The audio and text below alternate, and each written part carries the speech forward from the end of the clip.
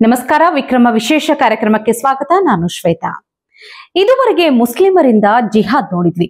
ಹಿಂದೂ ಯುವತಿಯರನ್ನ ಪ್ರೀತಿಸುವ ನಾಟಕ ಆಡಿ ಅವರನ್ನ ಮದುವೆಯಾಗಿ ಇಸ್ಲಾಂ ಧರ್ಮಕ್ಕೆ ಮತಾಂತರಗೊಳಿಸಿ ನಂತರ ಅವರ ಕೈ ಬಿಡೋ ಲವ್ ಜಿಹಾದ್ ಬಗ್ಗೆನೂ ಕೇಳಿದ್ವಿ, ನೋಡಿದ್ವಿ. ಇದರ ಬೆನ್ನಲ್ಲೇ ದೇಶದ ಮುಸ್ಲಿಮರು ಹಿಂದೂಗಳ ವಿರುದ್ಧ ಮತ್ತೊಂದು ಧರ್ಮ ಯುದ್ಧವನ್ನ ಆರಂಭಿಸಿದ್ದಾರೆ. ಹಿಂದೂಗಳು ತಮ್ಮ ಹಬ್ಬಗಳನ್ನ ಆಚರಣೆ ಮಾಡುವ ವೇಳೆ, ದೇವರನ್ನ ಮೆರವಣಿಗೆ ಮಾಡುವ ವೇಳೆ ಮಸೀದಿಯೊಳಗೆ, ಮಸೀದಿ ಮೇಲೆ ಕೂತು ಕಲ್ಲು ತೂರಾಟ ಮಾಡುವ ಹೊಸ ಧರ್ಮ ಯುದ್ಧವನ್ನ ಮುಸ್ಲಿಮರು ಆರಂಭಿಸಿದ್ದಾರೆ. ಇದನ್ನ ಪತ್ಥರ್ ಜಿಹಾದ್ ಅಥವಾ ಕಲ್ಲು ತೂರುವ ಧರ್ಮ ಯುದ್ಧ ಅಂತ ಕರೆಯಬಹುದೇನೋ. ಇದರೊಂದಿಗೆ ದೇಶದ ಯಾವುದೇ ಭಾಗದಲ್ಲಿ ಹಿಂದೂಗಳ ಮೆರವಣಿಗೆ ನಡೀತಾ ಇದ್ರೆ ಮುಸ್ಲಿಮರು ಮಸೀದಿಗಳಿಂದ ಕಲ್ಲು ತೂರಾಟ ಮಾಡೋದು ಖಚಿತ ಎನ್ನುವಂತಾಗಿದೆ. ಹೌದು ವೀಕ್ಷಕರೇ, ಕೆಲ ದಿನಗಳ ಹಿಂದಷ್ಟೇ ಮಂಡ್ಯ ಜಿಲ್ಲೆ ಮದ್ದೂರಿನಲ್ಲಿ ಹಿಂದೂಗಳು ಗಣಪತಿಯನ್ನ ಮೆರವಣಿಗೆ ಮಾಡೋ ವೇಳೆ ಮುಸ್ಲಿಮರು ಮಸೀದಿಯಲ್ಲಿ ಕುಳಿತು ಕಲ್ಲು ತೂರಾಟ ಮಾಡಿದ್ದು ನಿಮಗೆಲ್ಲ ಗೊತ್ತೇ ಇದೆ. ಇದರ ಬೆನ್ನಲ್ಲೇ ಉತ್ತರ ಪ್ರದೇಶ್, ಗುಜರಾತ್ ಸೇರಿ ಹಲವು ರಾಜ್ಯಗಳಲ್ಲಿ ಹಿಂದೂಗಳು ಮೆರವಣಿಗೆ ಸಾಗುವ ವೇಳೆ ಮುಸ್ಲಿಮರು ಒಂದೋ ಕಲ್ಲು ತೂರಾಟ ಮಾಡ್ತಾರೆ, ಇಲ್ಲವೇ ಐ ಲವ್ ಮೊಹಮ್ಮದ್ ಎಂದು ಬರೆಯಲಾದ ಪೋಸ್ಟರ್ಗಳನ್ನ ತೋರಿಸೋ ಮೂಲಕ ಹಿಂದೂಗಳ ಆಚರಣೆಗೆ ಭಂಗ ತರುವ ಪ್ರಯತ್ನ ಮಾಡ್ತಾರೆ. ಇದು ಕರ್ನಾಟಕ ಸೇರಿ ಹಲವು ರಾಜ್ಯಗಳಲ್ಲಿ ಆಚರಣೆಗೆ ಬಂದಿದ್ದು ಹೊಸ ಧರ್ಮ ಯುದ್ಧ ಸಾರಿರುವುದರಲ್ಲಿ ಎರಡು ಮಾತಿಲ್ಲ. ಇದಕ್ಕೆ ಹಿಂದೂಗಳು ಕೂಡ ಆಕ್ರೋಶ ವ್ಯಕ್ತಪಡಿಸಿದ್ದು ಐ ಲವ್ ಮಹಾದೇವ್ ಎಂಬ ಪೋಸ್ಟರ್ ಅಭಿಯಾನವನ್ನ ಕೂಡ ಆರಂಭಿಸಿದ್ದಾರೆ. ಹಿಂದೂಗಳು ದೇವರನ್ನ ಹೊತ್ತುಕೊಂಡು ಮೆರವಣಿಗೆ ಮಾಡೋ ವೇಳೆ ಅಥವಾ ಮುಸ್ಲಿಮರೇ ಮೆರವಣಿಗೆ ಸಾಗುವ ವೇಳೆ ಐ ಲವ್ ಮೊಹಮ್ಮದ್ ಎನ್ನುವ ಪೋಸ್ಟರ್ ಪ್ರದರ್ಶಿಸುವ ಚಾಳಿ ಆರಂಭವಾಗಿದ್ದು ಉತ್ತರ ಪ್ರದೇಶದಿಂದ. ಉತ್ತರ ಪ್ರದೇಶದ ಕಾನ್ಪುರದಲ್ಲಿ ಸೆಪ್ಟೆಂಬರ್ 4ರಂದು ನಡೆದ ಈದ್ ಮಿಲಾದ್ ಉನ್ ನಬಿ ಮೆರವಣಿಗೆಯಲ್ಲಿ ಕೆಲ ಯುವಕರು ಐ ಲವ್ ಮೊಹಮ್ಮದ್ ಎಂದು ಬರೆದಿದ್ದ ಪೋಸ್ಟರ್ಗಳನ್ನ ಟ್ರಾಫಿಕ್ ಜಂಕ್ಷನ್ಗಳು, ಅಂಗಡಿಗಳ ಮುಂಭಾಗದಲ್ಲಿ ಪ್ರದರ್ಶಿಸಿದ್ರು. ಹೀಗೆ ಮೆರವಣಿಗೆ ಸಾಗುವ ಮಾರ್ಗದಲ್ಲಿ ಇಂಥ ಪೋಸ್ಟರ್ ಪ್ರದರ್ಶನ ಮಾಡೋದು ಕೋಮು ಸಾಮರಸ್ಯಕ್ಕೆ ಧಕ್ಕೆ ತರಬಹುದು ಎಂದು ಹಿಂದೂ ಯುವಕರು ವಿರೋಧ ವ್ಯಕ್ತಪಡಿಸಿದ್ರು. ಮತ್ತೊಂದೆಡೆ ಅನುಮತಿ ಪಡೆಯದೆ ಪೋಸ್ಟರ್ಗಳನ್ನ ಪ್ರದರ್ಶನ ಮಾಡಿದ್ದಕ್ಕಾಗಿ ಯೋಗಿ ಸರ್ಕಾರದ ಪೊಲೀಸರು ಪೋಸ್ಟರ್ಗಳನ್ನ ಕಿತ್ತೆಸೆದರು.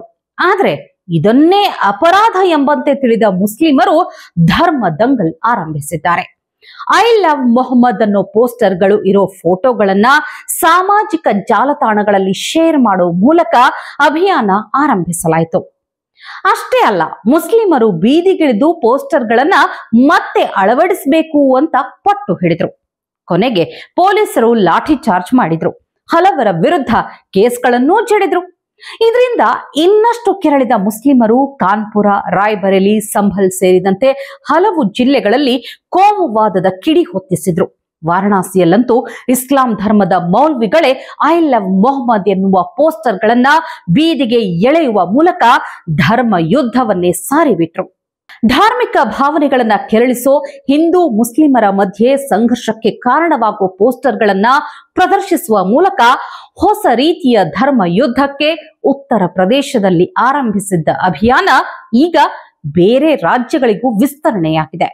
ಕರ್ನಾಟಕದ ದಾವಣಗೆರೆ, ಮಹಾರಾಷ್ಟ್ರದ ನಾಗಪುರ, ತೆಲಂಗಾಣದ ಹೈದರಾಬಾದ್, ಉತ್ತರಾಖಂಡ್, ಗುಜರಾತ್ ಸೇರಿ ಹಲವು ರಾಜ್ಯಗಳಲ್ಲಿ ಧರ್ಮದ ವಿಷ ಬೀಜಗಳು ಹುಟ್ಟಿಕೊಂಡಿವೆ. ದೇವರ ಹೆಸರಿನಲ್ಲಿ, ಪ್ರವಾದಿ ಮೊಹಮ್ಮದ್ ಹೆಸರಲ್ಲಿ ಮುಸ್ಲಿಮರು ಹಿಂದೂಗಳನ್ನ ಕೆರಳಿಸೋ ಪ್ರಯತ್ನ ಮಾಡ್ತಾ ಇದ್ದಾರೆ. ಹಿಂದೂಗಳ ಮೆರವಣಿಗೆ ವೇಳೆಯೂ ಐ ಲವ್ ಮೊಹಮ್ಮದ್ ಅನ್ನೋ ಪೋಸ್ಟರ್ಗಳನ್ನ ಪ್ರದರ್ಶಿಸೋ ಮೂಲಕ ಧಾರ್ಮಿಕ ಸಾಮರಸ್ಯಕ್ಕೆ ಕೊಳ್ಳಿ ಇಡ್ತಿದ್ದಾರೆ. ಇದೇ ಮುಂದೊಂದು ದಿನ ದೇಶಾದ್ಯಂತ ಗಲಭೆ, ಕೋಮು ಗಲಭೆಗಳಿಗೆ ಕಾರಣವಾದ್ರೂ ಅಚ್ಚರಿ ಇಲ್ಲ ಅನ್ನೋ ತರ ಮುಸ್ಲಿಮರು ವರ್ತಿಸ್ತಾ ಇದ್ದಾರೆ. ಹಾಗಾಗಿ ಮುಸ್ಲಿಮರು ಆರಂಭಿಸಿರೋ ಈ ಧರ್ಮ ಯುದ್ಧವು ಮುಂದಿನ ದಿನಗಳಲ್ಲಿ ದೊಡ್ಡ ತಿರುವು, ಗಲಭೆಗೆ ಕಾರಣವಾದ್ರೂ ಅಚ್ಚರಿ ಇಲ್ಲ ಎನ್ನುವಂತಾಗಿದೆ. ಮುಸ್ಲಿಂ ಮೂಲಭೂತವಾದಿಗಳು ಎಷ್ಟೊಂದು ಡಬಲ್ ಸ್ಟ್ಯಾಂಡರ್ಡ್ ಇಟ್ಕೊಂಡಿದ್ದಾರೆ ನೋಡಿ. ಇವರು ಉತ್ತರ ಪ್ರದೇಶದಲ್ಲಿ ಐ ಲವ್ ಮೊಹಮ್ಮದ್ ಅನ್ನೋ ಪೋಸ್ಟರ್ ಹಿಡಿದು ಮೆರವಣಿಗೆ ಮಾಡಿದ್ರೆ ಅದು ಅವರ ಹಕ್ಕು. ಆದ್ರೆ ಗುಜರಾತ್ ರಾಜ್ಯದ ಗಾಂಧಿನಗರ ಜಿಲ್ಲೆ ಬಹಿಯಾಲ್ ಎಂಬ ಗ್ರಾಮದಲ್ಲಿ ಅದೇ ಹಿಂದೂಗಳು ಮೆರವಣಿಗೆ ವೇಳೆ ಐ ಲವ್ ಮಹಾದೇವ್ ಎಂಬ ಪೋಸ್ಟರ್ ಹಿಡಿದುಕೊಂಡಿದ್ದಕ್ಕೆ ಮುಸ್ಲಿಮರು ದೊಡ್ಡ ಗಲಭೆಯನ್ನೇ ಸೃಷ್ಟಿಸಿದ್ದಾರೆ. ಹಿಂದೂಗಳು ಗರ್ಭ ಆಚರಣೆ ವೇಳೆ ಐ ಲವ್ ಮಹದೇವ್ ಎಂದು ಬರೆದ ಪೋಸ್ಟರ್ ಹಿಡಿದುಕೊಂಡು ಸಾಗಿದ್ದಾರೆ.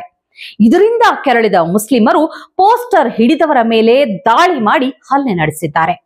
ಅಲ್ಲದೆ ಹಿಂದೂ ದೇವಾಲಯಗಳನ್ನ ಧ್ವಂಸ ಮಾಡಿದ್ದಾರೆ. ಹಿಂದೂಗಳಿಗೆ ಸಂಬಂಧಿಸಿದ 10ಕ್ಕೂ ಅಧಿಕ ವಾಹನಗಳನ್ನ ಸಂಪೂರ್ಣವಾಗಿ ಧ್ವಂಸಗೊಳಿಸಿದ್ದಾರೆ. ಅಷ್ಟೇ ಯಾಕೆ, ಪೊಲೀಸರ ಮೇಲೆ ಹಲ್ಲೆ, ಅವರ ವಾಹನಗಳ ಮೇಲೆ ದಾಳಿ ನಡೆಸಿದ್ದಾರೆ. ಇದರಿಂದಾಗಿ ಸುಮಾರು 60ಕ್ಕೂ ಅಧಿಕ ಮಂದಿ ಗಾಯಗೊಂಡಿದ್ದಾರೆ. ಗುಜರಾತ್ನಲ್ಲಿ ಹಿಂದೂಗಳು ಗರ್ಭಾ ನೃತ್ಯ ಮಾಡುತ್ತಾ ಮೆರವಣಿಗೆ ಸಾಗುತ್ತಾ ಹೋಗುವ ಮಾರ್ಗವು ಮುಸ್ಲಿಮರಿಗೆ ಗೊತ್ತಿತ್ತು. ಹಿಂದೂಗಳು ಪೊಲೀಸರ ಅನುಮತಿ ಪಡೆದೇ ಸಂಭ್ರಮಾಚರಣೆ ಮಾಡ್ತಾ ಇದ್ರು. ಆದ್ರೆ ಯಾವಾಗ ಮುಸ್ಲಿಮರು ಐ ಲವ್ ಮಹದೇವ್ ಎನ್ನುವ ಪೋಸ್ಟರ್ ಗಳನ್ನ ನೋಡಿದ್ರೋ ಆಗ್ಲೇ ಅವರು ನೂರಾರು ಸಂಖ್ಯೆಯಲ್ಲಿ ಜಮೆಯಾದ್ರು. ಮಸೀದಿಗಳ ಮೇಲೆ ಕುಳಿತು ಹಿಂದೂಗಳ ಮೇಲೆ ಕಲ್ಲು ತೂರಾಟ ನಡೆಸಿದ್ರು. ಇಡೀ ಗ್ರಾಮವೇ ಇದರಿಂದಾಗಿ ಬೆಚ್ಚಿ ಬಿದ್ದಿದ್ದು ಹಿಂದೂಗಳು ಕಲ್ಲು ತೂರಾಟದಿಂದ ಗಾಯಗೊಂಡ್ರು. ಮುಸ್ಲಿಮರು ಮೊಹಮ್ಮದ್ ಹೆಸರಲ್ಲಿ ಪೋಸ್ಟರ್ ಮಾಡಿದ್ರೆ ಅದು ಅವರ ಧಾರ್ಮಿಕ ಸ್ವಾತಂತ್ರ್ಯ. ಆದ್ರೆ ಹಿಂದೂಗಳು ಮೆರವಣಿಗೆ ಮಾಡೋ ವೇಳೆ ಮಹಾದೇವನ ಹೆಸರಿನಲ್ಲಿ ಪೋಸ್ಟರ್ ಪ್ರದರ್ಶನ ಮಾಡಿದ್ರೆ ಈ ಮುಸ್ಲಿಮರಿಗೆ ಸಹಿಸಿಕೊಳ್ಳೋದಕ್ಕೆ ಆಗೋದಿಲ್ಲ. ಅಷ್ಟೇ ಯಾಕೆ, ಹಿಂದೂ ದೇವರ ಮೆರವಣಿಗೆ ಕಂಡ್ರೇನೆ ಮುಸ್ಲಿಮರಿಗೆ ಸಹಿಸಿಕೊಳ್ಳೋದಕ್ಕೆ ಆಗೋದಿಲ್ಲ. ಹಾಗಾಗಿನೇ ಮದ್ದೂರು, ಶಿವಮೊಗ್ಗದ ಭದ್ರಾವತಿ ಸೇರಿ ಹಲವೆಡೆ ಗಣೇಶನ ಮೆರವಣಿಗೆ ವೇಳೆ ಕಲ್ಲು ತೂರಾಟ ಮಾಡೋದು, ಗಣೇಶ ಮೂರ್ತಿಯ ಮೇಲೆ ಚಪ್ಪಲಿ ಎಸೆಯೋದು ಸೇರಿದಂತೆ ಹಲವು ನೀಚ ಕೆಲಸಗಳನ್ನ ಮಾಡಿದ್ದಾರೆ. ಹೀಗೆ ದೇಶಾದ್ಯಂತ ಮುಸ್ಲಿಮರು ಹಿಂದೂಗಳ ವಿರುದ್ಧ ಧರ್ಮ ಯುದ್ಧ ಸಾರಿದ್ದಾರೆ. ಹಿಂದೂಗಳು ದೇವರನ್ನ ಹೊತ್ತುಕೊಂಡು ಮೆರವಣಿಗೆ ಸಾಕೋದನ್ನೇ ಕಾಯುತ್ತಾ ಅವರ ಮೇಲೆ ಕಲ್ಲು ಎಸೆಯೋ ದುರುಳ ಬುದ್ಧಿಯನ್ನ ಪ್ರದರ್ಶನ ಮಾಡಿದ್ದಾರೆ. ಐ ಲವ್ ಮೊಹಮ್ಮದ್ ಹೆಸರಿನಲ್ಲಿ ದಂಗೆಗೆ ಪ್ರಚೋದನೆ ನೀಡುತ್ತಿದ್ದಾರೆ.